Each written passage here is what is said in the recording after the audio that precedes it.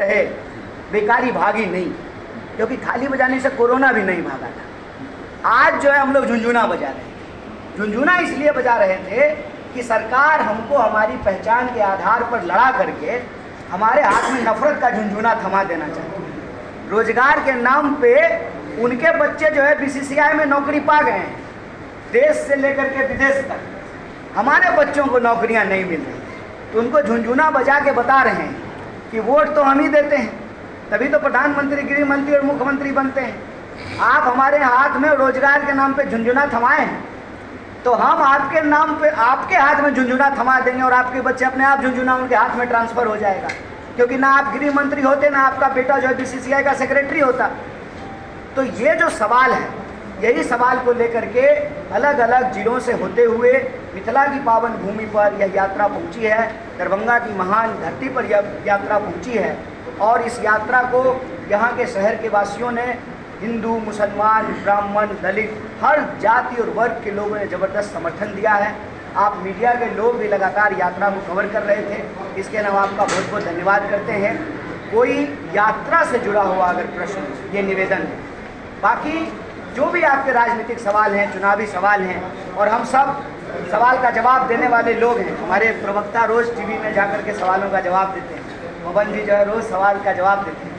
जब चुनाव होगा, चुनावी बात होगी, वहाँ गठबंधन की बात होगी, सरकार की बात होगी, वो प्रश्न का जवाब हम उस प्रेस कॉन्फ्रेंस में देंगे।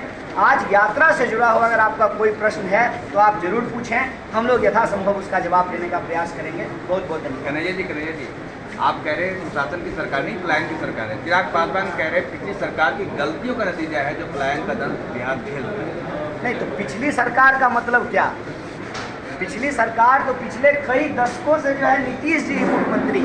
जहाँ तक हमको याद है, अगर मैं ठीक हूँ, अगर गलत हूँ तो आप करेक्ट कर दीजिएगा, 2005 में नीतीश जी जो है मुख्यमंत्री बन गए। 2000 तो 20 साल हो गया। कौन सी पिछली सरकार?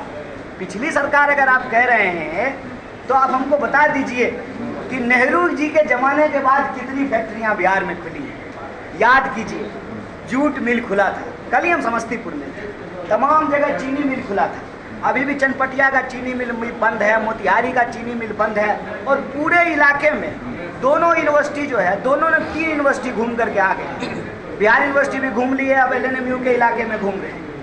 एक भी ढंग का, एक कह रहे हैं, एक भी ढंग का लॉ कॉलेज नहीं खुला हुआ।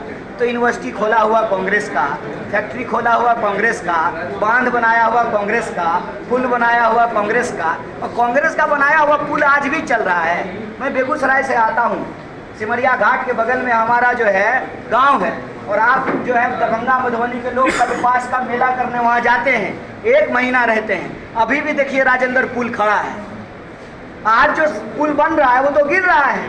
तो हमारी जो कांग्रेस की अगर बात कीजिएगा, लोग क्या है ना, देखिए सर, कांग्रेस ना एक उदारवादी पार्टी है। कांग्रेस से आप सवाल पूछेगा तो आपको जेल में नहीं बंद कर देगी।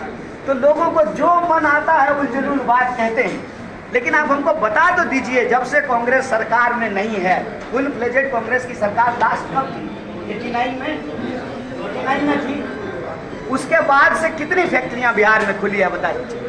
मेरे यहाँ एक पेप्सी का फैक्ट्री खुला है, कोई स्थानीय लोगों को रोजगार नहीं मिल रहा है, और खाली पानी का दोहन हो रहा है, बिजली का दोहन हो रहा है, धुइयां हम सूंघ रहे हैं, रोजगार स्थानीय लोगों को नहीं मिल रहा है। हमको बताइए कि पिछले 20 साल में कितनी फैक्ट्री खुली है, कितना यूनिवर्सिटी खुला है, कितना अस्पताल खुला है। लास्ट जो एम्स खुला है वो भी यूपीए का अप्रूव किया हुआ एम्स है।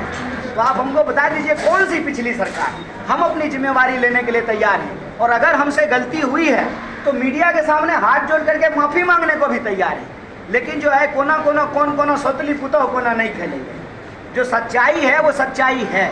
किसी भी चाय की दुकान पे जा जाइए, और हम कहते हैं किसी भी विचारधारा के व्यक्ति से बात कीजिए, किसी भी दल के व्यक्ति से बात कीजिए, हर कोई स्वीकार करेगा कि पलायन एक बहुत बड़ा सवाल है।